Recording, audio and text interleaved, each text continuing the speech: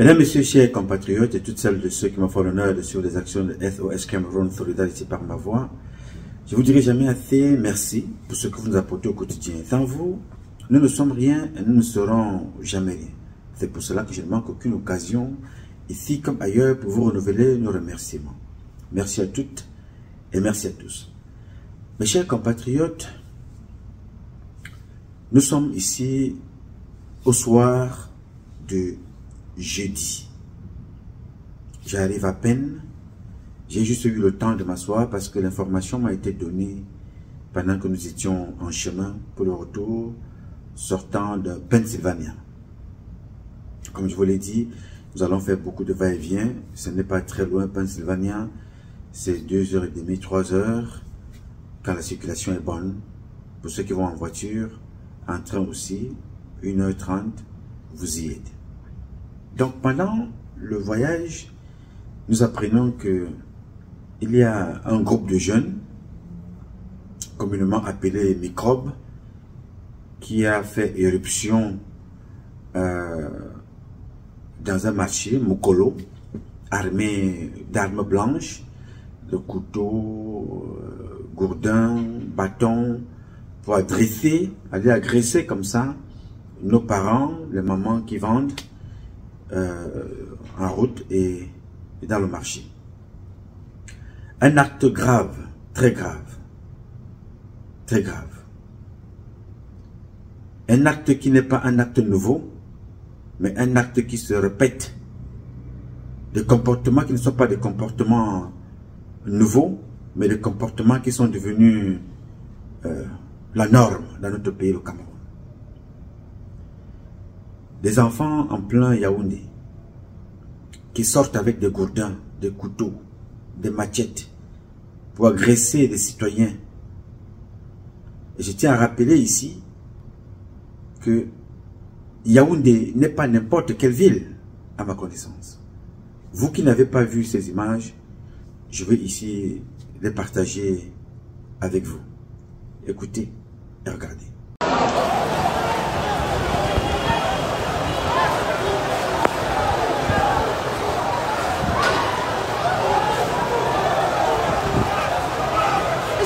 Ils sont avec les lettres.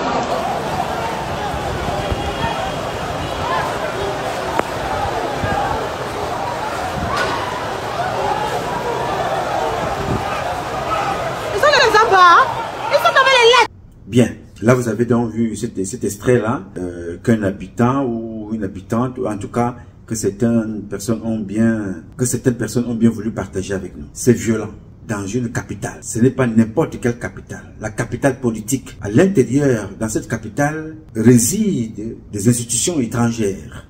Donc les chancelleries étrangères, les ambassades, les diplomates. C'est la capitale politique. La capitale d'un pays. C'est le lieu de résidence, pour ceux qui ne le savent pas ou bien qui l'auraient oublié, du président de la République du Cameroun. C'est aussi le lieu qui concentre toutes les forces de sécurité. La police, la gendarmerie, l'armée, les services de renseignement, les forces spéciales, la garde présidentielle, la DSP, le B2, tous sont représentés à Yaoundé. Alors comment pouvez-vous expliquer cela? Qu'en plein Yaoundé, qu'on puisse agresser des personnes comme ça et que personne ne fasse rien. Vous savez, dans l'équipe nationale des Lions Indomptables, depuis 42 ans, vous pouvez comptabiliser le nombre d'entraîneurs qui ont été changés. Donc le tout dernier entraîneur-manager s'appelle Rigobert Song. Pourquoi il a été changé? Il a été remplacé parce que les résultats n'étaient pas bons. Alors, vous pouvez m'expliquer pourquoi est-ce que... Et là, c'est le ballon. On change, on remplace un entraîneur parce que les joueurs de l'équipe nationale ne sont pas capables de revenir avec des résultats. On change donc l'entraîneur de l'équipe nationale. Je dis taper au ballon, taper sur le ballon, courir. Courir au stade, dans un stade avec un ballon. Il n'y a pas de résultat. On change l'entraîneur. Et chaque fois qu'on change l'entraîneur, en cours de contrat, il faut payer. Il faut racheter ce contrat-là. Payer les indemnités qui vont avec. Bien les amendes ou whatever vont avec. Prendre un autre. Signer un nouveau contrat. Payer. Essayez un peu d'observer combien d'entraîneurs ont été changés. depuis 1982 jusqu'en 2025. Là, c'est un ballon, c'est le plaisir. C'est le plaisir, c'est-à-dire que c'est des compétitions de plaisir. Mais nous avons des Camerounais qui sont tués chaque jour, chaque minute, chaque mois, chaque semaine. Mais les mêmes personnes sont là, qui ont été nommées pour sécuriser le peuple camerounais, pour sécuriser les étrangers qui vivent chez nous. Mais les mêmes personnes sont là. Galax et Toga est là. Tout ce qui sert ces gens-là, c'est le sodomifiant, c'est les dépravations sexuelles, c'est le vol, c'est la corruption, c'est les intrigues, c'est chercher des postes dont ils ne méritent pas, dont ils ne sont pas capables d'assurer le fonctionnement. Galax et Toga est là. Mbargangele est là. Le patron de l'armée est là. Le chef d'état-major des armées, René Claude Meka. Les conseillers de Paul Biya sont là. Le chef d'état-major particulier, Amogoboute, ils sont là. Les patrons des services de renseignement sont là. Mais rien ne change. Ce qui change tous les jours, c'est les agressions, les assassinats, les enlèvements, les rançons en plein Yaoundé. Personne ne bouge. Nous avons l'un des responsables de ces services-là qu'on appelle Paul Atangi, le secrétaire permanent du Conseil national de sécurité. Un poste très important. Il est là. Rien ne change. Il ne change pas non plus. Il est le ministre chargé de l'administration territoriale. Il est là. Personne ne... Alors, quand je parle de ce monsieur, c'est pour dire à ceux qui entourent le président de la République. En ce qui me concerne personnellement, le président est en insécurité dans son pays, le Cameroun. Nous allons lui reprocher tout ce que nous pouvons, tout ce que nous voulons, tout ce que nous souhaitons. Nous allons dire tout ce que nous voulons. Mais le président Paul Biya ne sera jamais policier, il ne sera jamais gendarme, il ne sera jamais général. Il ne sera jamais policier, gendarme, général là. Il ne fera jamais le renseignement pendant la temps des berges. Alors les personnes qui organisent, qui instrumentalisent ces enfants, dont la plupart de ces ministres là, sont les mêmes qui faisaient ça à Douala.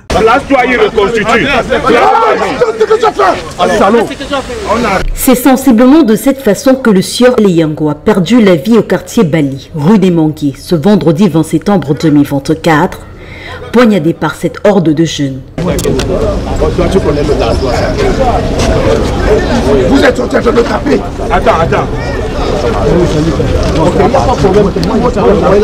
C'est toi qui prends le gars là ici. Il n'y a pas de problème. Permettez-moi de dire que nous n'avons pas repris les microbes, parce que les microbes on ne les voit pas. C'est des bandits que nous avons arrêtés.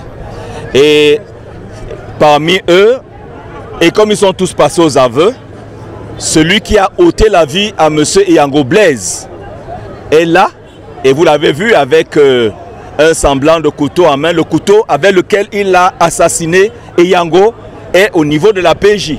Armés de machettes, couteaux et gourdins, ils ont sémé la terreur dans chacune des rues où ils sont passés ce soir-là, de Bali à Bona prison.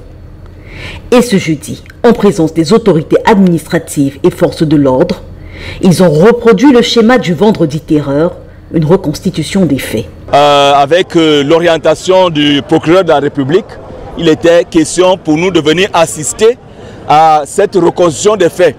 Parce que c'est une phase judiciaire. Mais compte tenu du fait que beaucoup ont voulu montrer que la ville de Douala est invivable, il était question donc que nous puissions accompagner la justice dans cette phase. C'est pour cela que l'état-major et moi, le sous-préfet de Douala 1er et 2e, sont venus pour que nous puissions vivre cette reconstitution des faits. Ils sont tous passés aux aveux. 13 déjà appréhendés et présentés à la presse, mais le compte n'est pas encore bon. Ils sont beaucoup. Ce n'est pas seulement ceux-là. Il y en a, ils doivent vous montrer. Avant que peut-être le gouvernement finisse avec eux. C'est Dieu qui a envoyé pour que vous preniez d'abord ceci. C'est Dieu. Parce que nous-mêmes, les mamans, on priait tous les jours que ouais, on va faire comment? Tu pars au deuil, tu ne rentres pas. Parce que la peur est là. Tu dors sur les bancs. Comment on n'était plus comme ça? Non. Ce n'est pas parce qu'ils sont jeunes. À 21 ans, ils arrivent à tuer. Et on ne va pas dire à quelqu'un que tu as tué, alors promets-toi comme tu veux. Donc, que cessent ces formes de manipulation.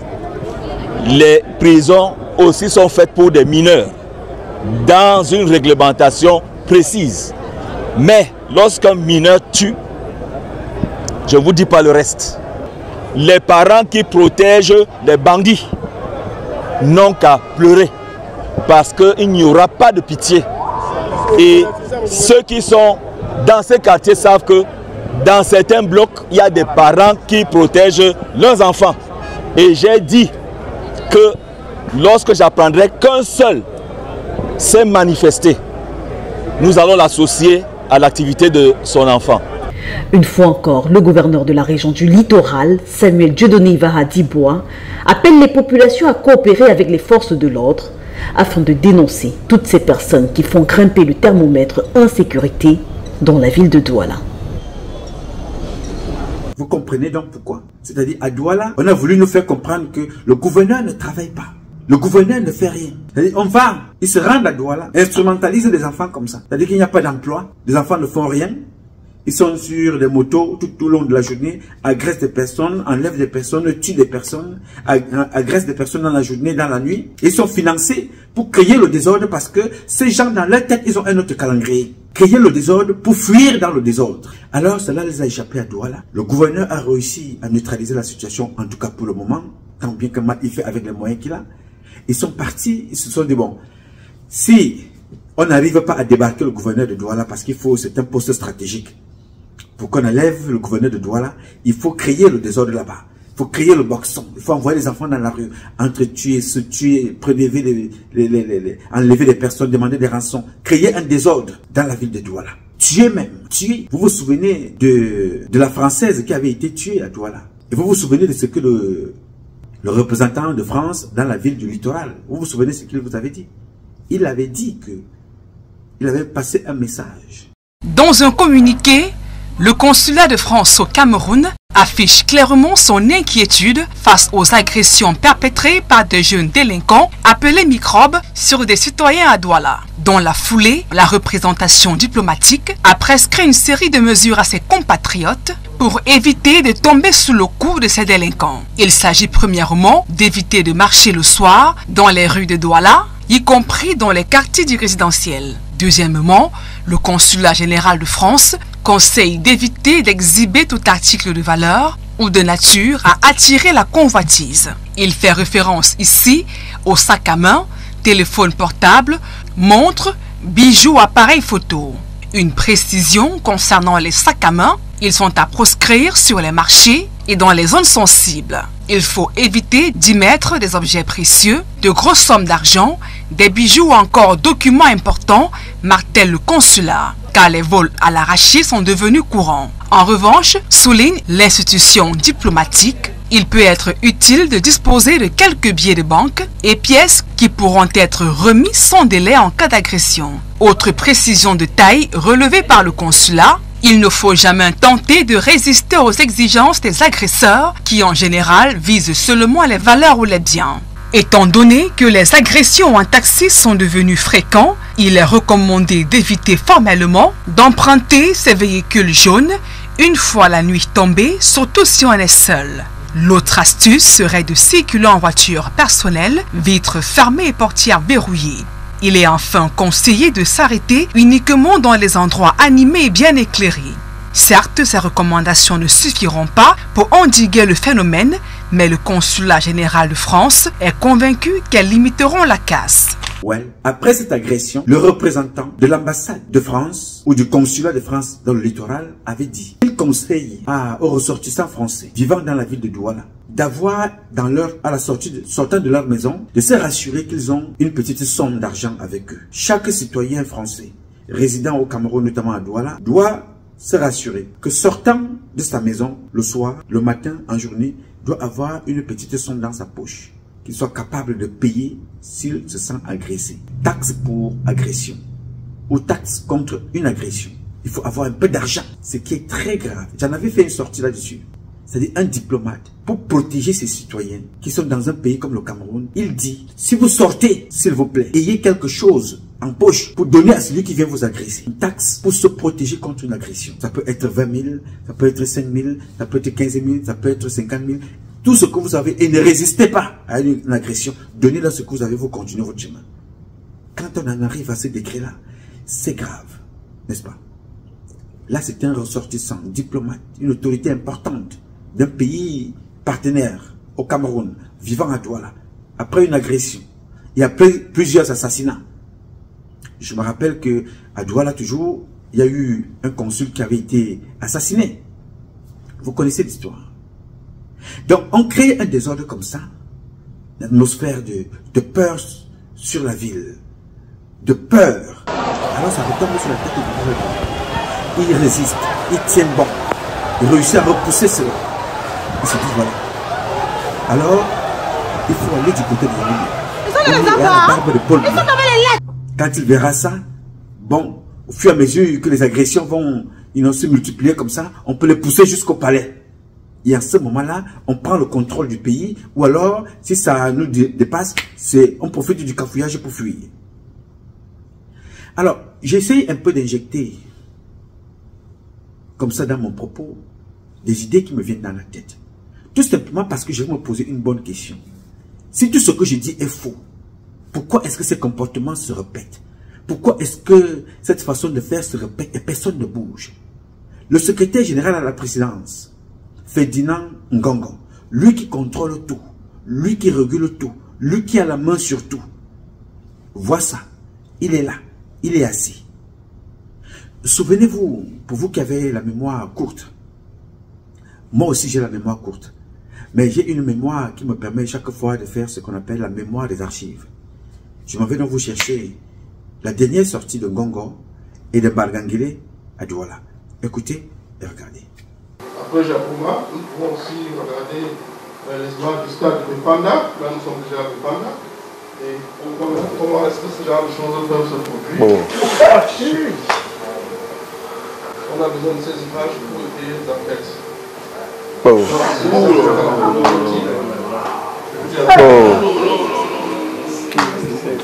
Il s'agit vraiment d'images très tragiques.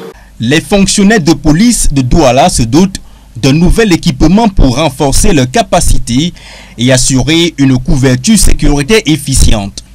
Le ministre d'État, secrétaire général de la présidence de la République du Cameroun, a officiellement mis en service le Centre national de commandement et de contrôle de la vidéosurveillance annexe de Douala. Le centre de commandement de la ville de Douala vise donc à optimiser l'utilisation des équipements de contrôle et de surveillance de la capitale économique. Il sert également de redondance au Centre national de commandement de vidéosurveillance de Yaoundé. Les données collectées grâce à une connexion haut débit serviront aux forces de maintien de l'ordre et de sécurité pour fluidifier la circulation et de lutter contre la criminalité. Désormais, la ville de Douala va disposer d'un important outil qui permettra de renforcer la lutte contre la criminalité, d'assurer une meilleure protection des personnes et des biens et d'améliorer la régulation du trafic urbain. Le centre de vidéosurveillance de la DGSN de Douala fait partie d'un vaste projet dénommé Cameroun Intelligent City Project qui vise à installer plus de 4000 caméras et 10 000 émetteurs-récepteurs dans plusieurs villes du pays. Des appareils directement reliés au centre de commandement construit dans les chefs-lieux de région, de départements et dans certaines localités frontalières du Cameroun. Vous pouvez voir le drapeau du Tchad de l'autre côté. De ce côté, on est au Tchad.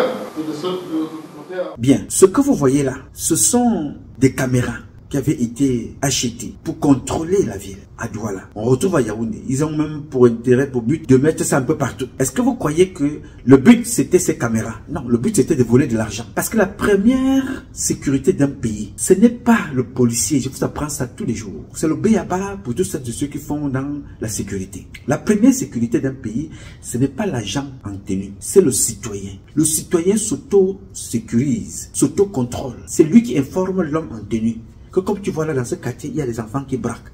Dans ce quartier, il y a des vendeurs de drogue. Dans ce quartier, parce qu'on ne peut pas mettre un gendarme derrière chaque policier. Donc c'est d'abord le citoyen.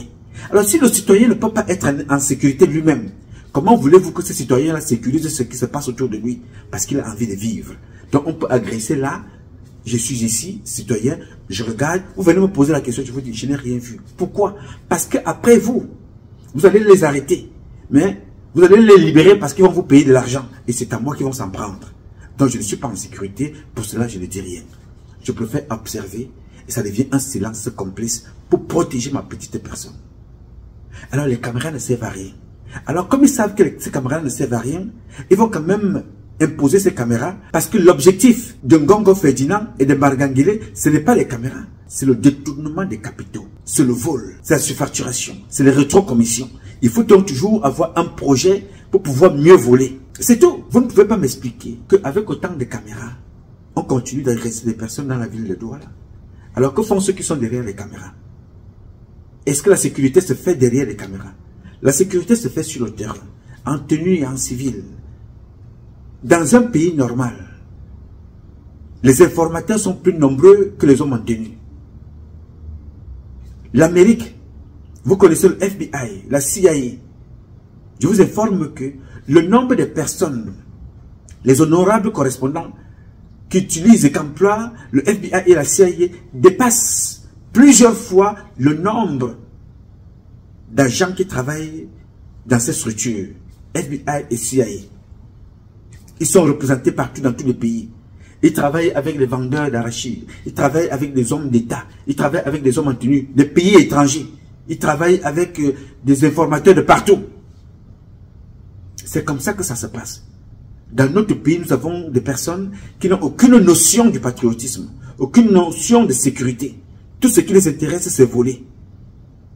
Alors, ces enfants que vous voyez là, tout est confondu dans l'acte qui est posé. Le manque d'emploi, l'instrumentalisation, la délinquance, le petit banditisme, le vol à la petite semaine, le braquage, les petits assassins, que les membres du gouvernement instrumentalisent pour en faire une affaire de déstabilisation de l'État. Parce que ce que vous voyez là peut partir d'une petite chose pour embraser le pays. Je vous rappelle qu'en Tunisie, il a fallu qu'un citoyen s'immole pour que Ben Ali fuit. Ben Ali, c'était la sœur jumelle de Chantal Biya. C'était une femme extravagante. Sa famille avait le contrôle sur tout. La sécurité, les aviations, les télécommunications, la communication. Ils étaient partout, des marchés fictifs, ils étaient partout. En une seule nuit, ils ont fui la Tunisie, le Tabesti. Ils sont partis. Donc je vous avertis ici. Mbargangele, Galax et Toga, Paul Atamanji et tous mes frères Betty, mes propres frères, parce que la ceinture sécrocrate qui entoure M. Biya sont les Betty. Il n'y a pas autre personne là-bas, ce sont eux. Mais pourquoi faire? Pourquoi faire? Qu'on nous explique ce que vous faites avec des galons, qu'on nous explique ce que vous faites avec des fonctions, qu'on nous explique ce que vous faites avec des postes. Le président de la République du Cameroun, Paul Barthélémy Biya-Ping-Fondo, est un homme déjà très âgé. Avec toute la bonne volonté qu'il puisse avoir, il ne peut plus tout réguler. Alors, peuple camerounais, soyons prêts. Soyons prêts à nous protéger. Soyons prêts à prendre notre sécurité en main. Soyons prêts et soyez prêts à prendre notre sécurité en main. Le président de la République, il fera ce qu'il peut, mais il ne peut plus grand-chose à son niveau. Toi qui me posais la question, je ne suis pas pour des élections au Cameroun. Je ne soutiens pas le président de la République dans sa quête du pouvoir passant par les élections. Ce que je soutiens aujourd'hui et ce que j'attends, c'est l'arrestation de tous ces bandits-là avant qu'on ne pense autrement élection. Est-ce que vous me comprenez? C'est-à-dire, je ne suis ni de l'opposition, ni du parti au pouvoir, ni pour le pouvoir. Je suis pour le président de la République et je le soutiens dans sa volonté, s'il en a encore une, d'arrêter tout ce monde-là, de les mettre en prison. Et en ce moment-là, on peut s'asseoir pour penser le devenir du Cameroun. Passera-t-il par une élection? Oui, mais à quelles conditions? Passera-t-il par une transition? Oui, mais à quelles conditions? Mais ce qui est sûr et certain, toujours est-il sûr qu'une transition se fera. Mais par quelle voie? C'est ça ma logique. Je ne suis pas pour les élections. Alors ton comportement, toi qui me poses la question, rejoins donc ce que tu vois autour. Une gesticulation, une animation qui ne sert à rien pendant ce temps. On agresse des personnes. Alors en manifestant ici, aux États-Unis, à Washington DC, en manifestant quelque part, nous dans la diaspora, en quoi est-ce que ça sécurise mes frères que vous avez vu, les mamans qui vendent sont les vendeuses de tomates? En quoi est-ce que ça les sécurise? Tous ces hommes de l'opposition, personne n'a la volonté là de chasser Biya. Personne. Aucun homme de l'opposition n'a la volonté de faire partir Biya. Aucun membre du gouvernement ne veut que Biya parte. Non. Leur problème, c'est que Biya reste là pour mieux voler. Parce que le jour que Biya ne serait plus là, en poste, la plupart de ces gens-là iront au chômage, seront recrutés et d'autres vont mourir. Parce que plus Biya est en poste, mieux ces gens-là se portent. Parce qu'ils volent, ils détournent, ils abusent. La plupart des hommes des médias que vous voyez là ne souhaitent pas que Paul Biya bouge. Ne souhaitent même pas qu'il y ait changement. Parce que s'il y a changement, qu'est-ce qu'ils auraient encore à dire? Parce qu'ils ne sont pas formés pour dire la vérité. Ils ne sont pas formés pour informer. Ils sont formés pour déformer et mentir. Alors, c'est facile pour eux de déformer et mentir quand ça tourne mal. Alors, tout mensonge se confond dans le vrai ou le faux. Alors, comme ces journalistes-là ne servent à rien, ils ne peuvent ni être condamnés par le ministre de la Communication, ni être condamnés par la justice, ni être condamnés par la police. Pourquoi? Parce qu'ils sont dans le rôle. Ils sont dans le désordre, dans la manipulation, dans l'imposture, dans tout ce que vous pouvez imaginer. Mais sauf dans le vrai. Alors pour cela, ils doivent entretenir tout événement qui n'apporte rien aux Camerounais. Ils doivent faire des semaines et des semaines pour promouvoir une campagne qui a eu lieu à New York. Ils vont en parler toute la journée à Boston. Ils vont en parler toute la journée à Dakar. Ils vont en parler toute la journée à Washington DC. Ils vont en parler toute la journée de la Côte d'Ivoire. Mais ils ne parleront pas des agressions qui se font et dénoncer quels sont les responsables. Si c'était à la FECAFOOT, ils allaient s'en prendre toute la journée aux dirigeants de la FECAFOOT. Mais maintenant, ils ne sont pas capables de poser la question, que fait Galax et Toga? Que fait Bargangele? Que font tous ces responsables-là? Que font-ils exactement? Personne, vous n'allez voir aucun membre du gouvernement, aucun promoteur des médias, aucun journaliste se poser des réelles questions. Pourquoi? Parce qu'ils veulent voir leurs enfants grandir. Ils ne peuvent pas s'attaquer entre eux. Ils ne peuvent pas se dénoncer. Parce qu'ils sont devenus tous, pour la plupart, des communicants de ces faits-man de la République, de ces faits-man du gouvernement, de ces faits-man politiques, de ces faits-man d'État. Les porte-parole sont devenus des membres du gouvernement. Les porte-parole sont devenus des journalistes. Les porte-parole sont devenus des influenceurs certains. Les porte-parole sont devenus des prostituées. Donc dès que tu parles des membres du gouvernement, ce n'est pas celui-là qui va te parler. C'est un journal qu'on va créer en une nuit qui viendra te répondre. C'est une prostituée ou bien un Camerounais influenceur ou influenceuse qui prendra la parole pour te répondre parce que tu dénonces ce qui se passe dans le pays. Et nous voulons le changement. Il y a des pays qui veulent les changements. Il y a des pays qui sont sous les bombes, mais se battent pour leur pays. Nous avons le Mali. Les enfants sont tués, mais le peuple se bat. Le Burkina, le peuple est persécuté avec la complicité d'autres peuples africains, mais ils se battent, ils résistent. Le Niger est pareil. La Palestine, les enfants n'ont rien, sont bombardés en train de manger, on bombarde dans les églises, on bombarde dans les mosquées, on bombarde dans les hôpitaux, on bombarde dans les restaurants, on bombarde partout, on bombarde même quand on leur dit de se déplacer, on bombarde. Mais les enfants résistent, ils se battent. En Ukraine, on bombarde, on donne même les armes pour tuer, volontairement et délibérément, on tue. Mais le peuple résiste. Le peuple se bat, il court partout pour chercher des moyens. Mais nous sommes à l'intérieur, on tue les nôtres, on les appauvrit, on les viole, on assassine. Personne ne dit rien, personne n'a le droit de parler. Aucun journaliste ne peut parler, aucun activiste n'a le droit de parler. On entretue, on rentre maintenant, c'est devenu normal. L'inceste, qui fait, c'est une autre forme d'insécurité, des vies personnelles, des vies privées des enfants. C'est normal. On banalise et on avance. Les enlèvements dans un pays comme le Cameroun, on banalise. La guerre dans le Nord, c'est devenu normal. C'est même, tu te poses la question, combien de gens atomes tu as encore là-bas? C'est normal. On mange, on passe. Dans le Grand Nord, c'est devenu normal. On tue, on assassine. Non, c'est bon. Tout ce qui intéresse les gens, c'est les affectations de là où il y a des postes d'argent. Et on avance. Rien ne s'y passe. On tue chaque jour. Qu'est-ce qui intéresse les gens? C'est octobre. Qu'est-ce qui va se passer en octobre? Non, l'opposant a dit ceci. Non, Paul Biya a dit ceci. Non, Paul Biya veut ceci. Est-il candidat? N'est-il pas candidat? Va-t-il être candidat? Pourquoi va-t-il être candidat? Parce qu'il n'a pas fait ceci. Il doit faire ceci. Bon, il a plutôt fait cela. Non, il n'a pas le droit de faire ça. Voilà. Voilà tout ce qui intéresse les personnes. Tous ou presque. Voilà ce qui les intéresse. Mais ils veulent le changement. Sur leur portable, c'est la photo d'Ibrahim Traoré. Sur leur portable, c'est la photo de Assimi Goïta. Sur leur portable, sur leur page Facebook, c'est la photo du général Tchani. À juste titre, c'est la photo de Thomas Sankara. Dans leur propre pays, c'est les photos de prostituées. C'est les photos des influenceuses. C'est la réception des influenceuses d'État qu'on doit promouvoir. Voilà un pays qui a un taux d'intellectuels dont on ne peut pas définir le nombre. Ce sont les intellectuels de plateau et de quartier. N'étant donc plus représentés à l'Assemblée nationale, comme le dit la loi, parce qu'effectivement, au moins c'est là où je rejoins Elimbi, ça a été une erreur monumentale. de Maurice Kamto de n'avoir pas été à l'élection. Et c'est ça qui cause ce problème. Bon, maintenant, il va aller à l'élection. Qu'est-ce qui a changé entre-temps? Rien. Nous avons vécu également le même phénomène en 92. Lorsque John Fundi a refusé d'aller aux élections, qui a tiré les marrons du feu? C'est l'UNDP. Donc, les pleurs du Mbolé, comme disent les jeunes au quartier, vraiment finissent par le rattraper. Mais chacun sa chance. La vie, c'est la chance. Voilà quoi ça nous réserve aujourd'hui. On est résolu à faire des commentaires, des publications comme je suis en train. Je viens juste d'arriver là, ça fait quelques minutes, je me suis assis. Parce que c'est tellement vexant, c'est tellement énervant de voir ça. Mais vous allez apprendre, oui, il y a les nominations des généraux qui arrivent. Donc, tel doit être général. Non, tel doit être ceci. Non, tel doit être nommé. Tel veut être colonel. Tel veut prendre la DGRE. Non, tel veut aller à la CEMIL. Tel veut aller à la...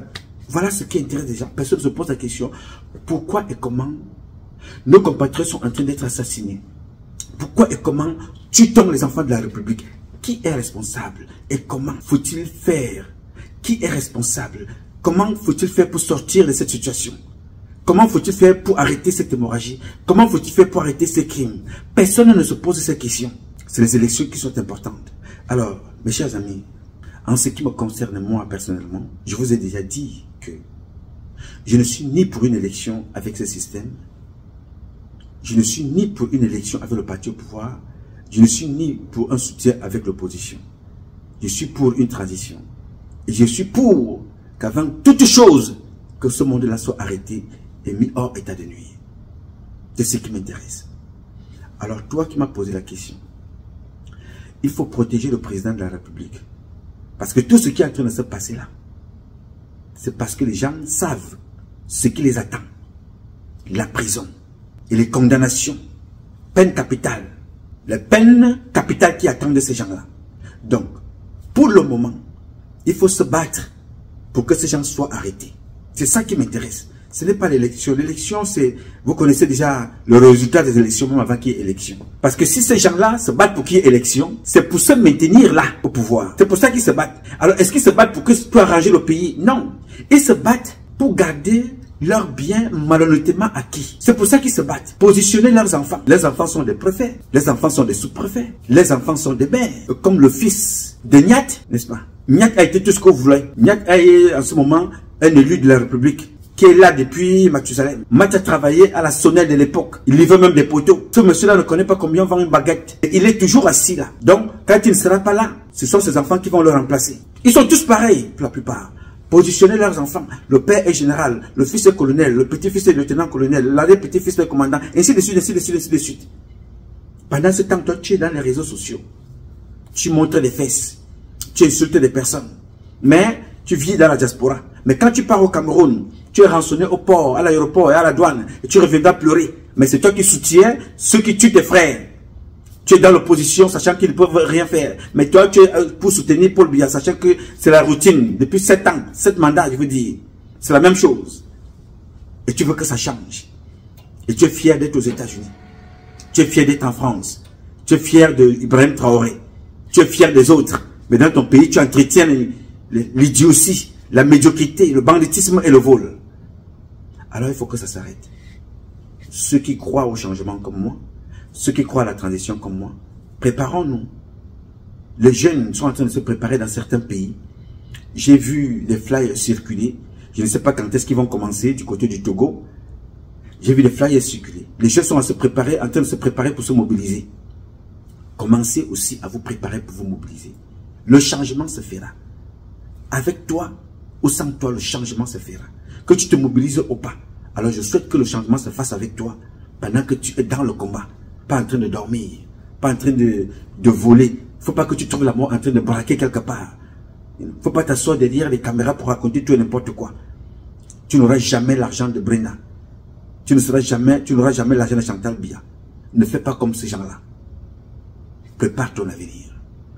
Alors battons-nous. Je ne suis pas pour que Paul Biya soit humilié. Non. Ça ne me changera rien dans mon pays de voir le président de la République humilié. Parce que j'ai vu l'expérience. J'ai vu Mobutu. J'ai vu Ali Bongo. J'ai vu Omar Bongo. J'ai vu Kadhafi, j'ai vu Blaise Compaoré, j'ai vu Idriss Déby, j'ai vu tout ce monde-là. Je ne veux pas que le président Paul Biya passe par là. Il est donc temps qu'on se mobilise pour que les choses se passent autrement.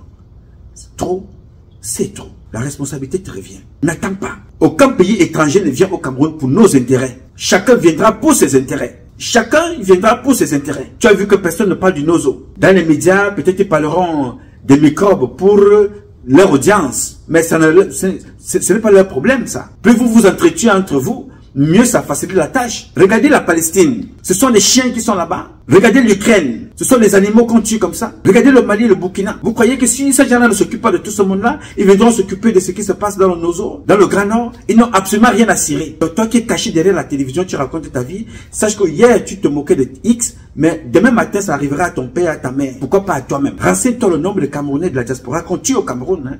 Dès qu'ils mettent les pieds, on les assassine. Dès qu'ils mettent les pieds, on les jette en prison. Alors qu'ils soutenaient Paul Biya hier, vous les connaissez. Alors qu'ils étaient dans l'opposition hier, vous les connaissez. Mais Boumnissa Kalin Fogué, ils sont tous en prison.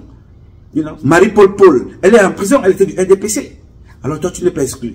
On a le temps de se battre et de se préparer pour changer les choses. N'attendez pas que quelqu'un d'autre viendra agir à votre place. N'attendez pas ça. Personne n'agira à votre place et à notre place. Nous serons maîtres de notre pays. Si nous ne ferons rien, nous ne faisons rien pour notre pays, le pays sera dirigé par les Chinois et les Libanais. Aujourd'hui, toutes vos terres sont arrachées parce que nous regardons ailleurs pendant qu'on arrache nos terres.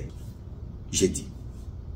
Mes chers compatriotes, ce combat est un combat de tous et de chacun pour un intérêt commun. Vous savez la volonté des Camerounaises et des Camerounais que vous êtes et la bénédiction de Dieu que nous vaincrons. En attendant, le combat continue. Ce combat continue parce qu'un Cameroun nouveau est possible. Chacun d'entre vous dans son domaine respectif et ensemble nous redonnerons à notre pays ses lettres de noblesse et nous ferons de ce pays la capitale du paradis sur terre. Je sais compter sur vous. Vous pouvez compter sur moi aussi longtemps que Dieu me donnera la vie. Je donnerai le meilleur de moi-même. Je m'appelle Nouma. Nouma Patrice Freeman. Je réponds au 001 551 666 1027. I love you, but God love you more. Thank you.